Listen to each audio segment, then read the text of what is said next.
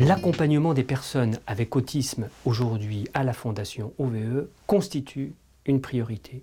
En matière d'autisme, la Fondation OVE accompagne aujourd'hui entre 280 et 300 personnes.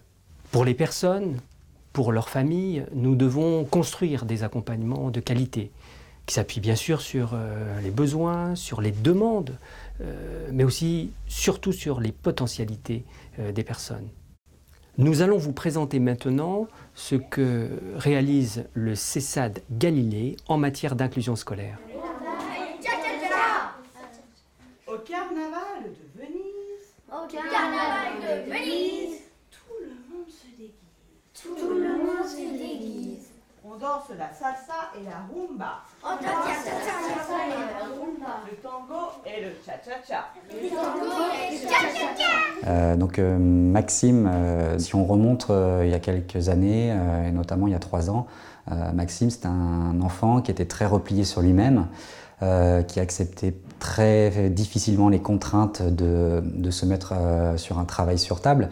Donc il y a eu tout un travail avec le CESAD pour justement qu'il accepte ces contraintes-là. Et du coup, aujourd'hui, on se rend compte que Maxime, il est capable de suivre une classe comme les autres enfants avec qui il est aujourd'hui. C'est chouette. Le but du CESAD, c'est l'intégration scolaire, mais également sociale. Et Maxime, même s'il a fait beaucoup de progrès, au niveau social, c'est encore compliqué d'aller vers les autres, de savoir comment interagir. Voilà. Donc ça, c'est ce qu'on est en train de travailler avec Samuel en ce moment. Maxime est quelqu'un qui est assez exigeant avec lui-même et qui a du mal à reconnaître quand il n'est pas content. Et du coup, notre travail actuel, je pense que le prochain objectif, c'est vraiment de travailler sur ses propres émotions à lui et qu'il puisse dire à quel moment il est content ou il n'est pas content pour qu'on puisse aussi s'adapter à lui. Alors, est-ce que tu te souviens comment on fait? Et là, il dort vraiment, exactement. C'est ça.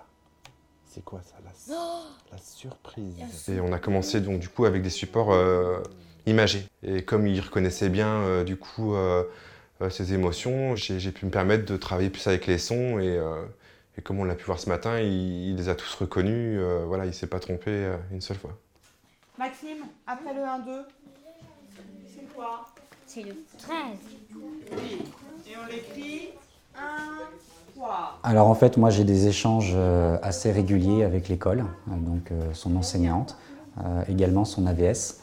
Nous, quand on travaille avec Maxime, on travaille de façon ponctuelle, 30 minutes dans la semaine, et on ne voit pas toujours justement les répercussions et les effets de notre prise en charge. Et c'est souvent l'école qui derrière peut nous dire « Ah bah, ce que vous avez fait là en séance, eh ben, on a vu que Maxime, il a intégré ce que vous avez appris et ça lui sert à l'école. » Voilà, donc souvent c'est des échanges assez riches sur lesquels on peut être amené à discuter avec les enseignantes. Clara, comment s'appelle le nombre qui s'écrit 2-3?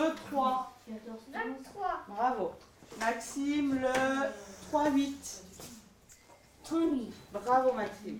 On peut tous Donc en 2012, donc à son entrée, j'ai fait une évaluation. Elle a été refaite en 2015, donc 2 ans et demi après. On a vu une très belle évolution de Maxime, c'est-à-dire qu'il a réussi en motricité globale, en motricité fine, tous les items du bilan, chose qu'il n'avait pas réussi en 2012. Et puis, il a vraiment gagné en âge de développement, donc il y a une très belle évolution au niveau des performances cognitives. Il a aussi plus un statut d'élève maintenant, enfin, voilà, il s'est resté assis, il accepte le groupe. Maintenant, il écrit, alors qu'il refusait le crayon il y a quelques temps. Il parle maintenant, c'est des phrases de 4-5 mots, alors qu'avant c'était des mots isolés. Et je pense qu'effectivement, ce qui a été mis en place, le travail partenariat école-CESAD, c'est primordial pour faire aussi évoluer l'enfant. Tout mignon, tasse, tout nu. Et voilà, ça y est. Finalement, le choix qui a été fait de maintenir Maxime dans le milieu ordinaire et la classe, eh ben, ça a été un choix qui a été bénéfique pour Maxime, puisqu'il gagne en confiance, il gagne en autonomie, la socialisation, les échanges, les relations sont beaucoup plus présentes aujourd'hui. Il y a vraiment une évolution qui est très valorisante pour lui en fait. Quand on voit qu'il a pu accéder quand même à la lecture et un peu, il commence aussi à accéder un petit peu à l'écriture, c'est quand même des choses que s'il n'avait pas été en classe, qu'il n'aurait peut-être pas pu apprendre.